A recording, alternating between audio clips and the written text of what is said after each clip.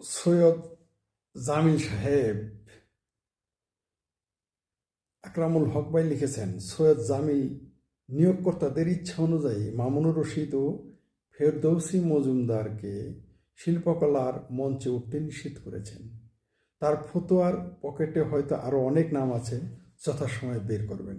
শিল্পকলার মঞ্চে পারফর্ম করতে হলে জামিল আতর, জামিল ব্যান্ড, জামিল টুপি লাগাতে হবে।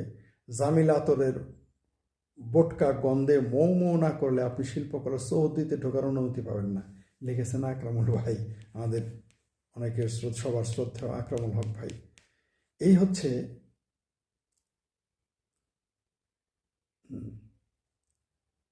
বর্তমানে শিল্পকলা একাডেমির অবস্থা, যেখানে একজন নাট্যকার, যারা এগুলো নাট্য জগতের মানুষ, যাদের আর কোনো নেশাই নাই, এই মামুনুর রশিদ আর ফেরদৌসী মজুমদার, তাদের কাজই হচ্ছে নাটক করা, এবং তাদের যথেষ্ট অবদান আছে। এদের যে সবাই আমরা পছন্দ করি তা কিন্তু না।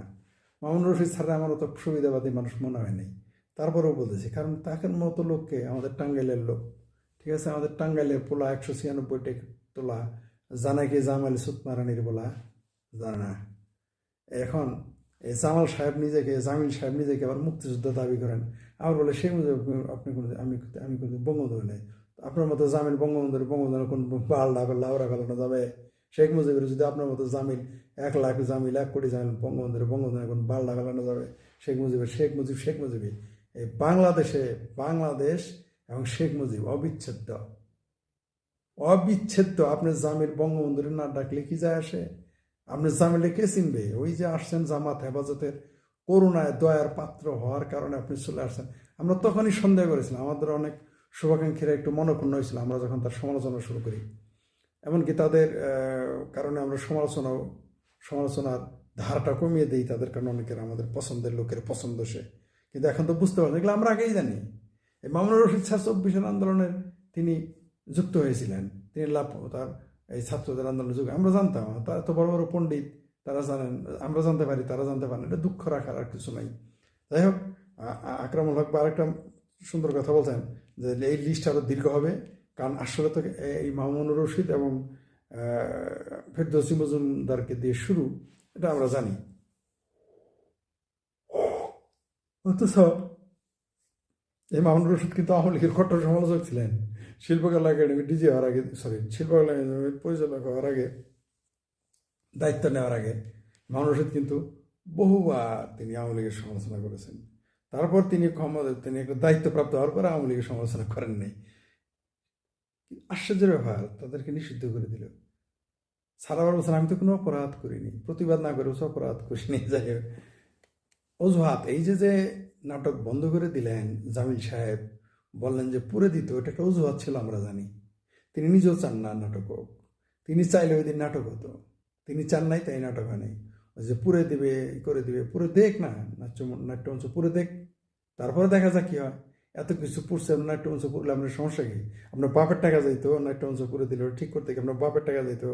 জামিল সাহেব, আপনার দালালি সামসামের পুরস্কার আপনারা যারা আপনাকে দয়া করে এই মুক্তিযুদ্ধের বিরোধী সরকারের আমলে আপনার মতো মুক্তিযোদ্ধারা কেন নিয়োগ দিচ্ছে আমরা ওটা জানি।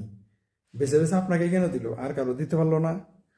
জামিল সাহেব, আমরা জানি আপনি ভেতরে ভেতরে সিংহবামের চেয়ে 2 গুণ আওয়ামী বিদ্বেষী, শেখ মুজিব বিদ্বেষী, ভারত বিদ্বেষী এবং হিন্দু বিদ্বেষী, কোনো সন্দেহ নাই।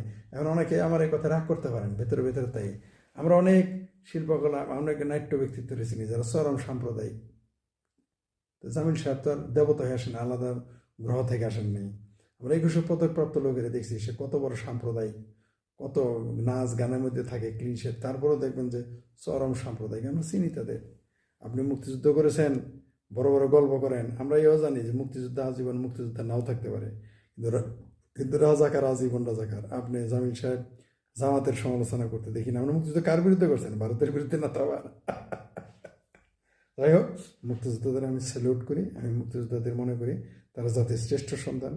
আজকে তারা মুক্তিযুদ্ধ না করলে আমার চেহারা এরম থাকতো না, এমনি চেহারা খারাপ, তারপরে এগুলো থাকতো না, এগুলো গোস্ত থাকতো না, মুখে চাপরাশি হওয়ার মতো বড় বড় বহু মানুষ খালাসি হইতো, চাপরাশি হইতো যদি বাংলাদেশে মুক্তিযুদ্ধ না হইতো।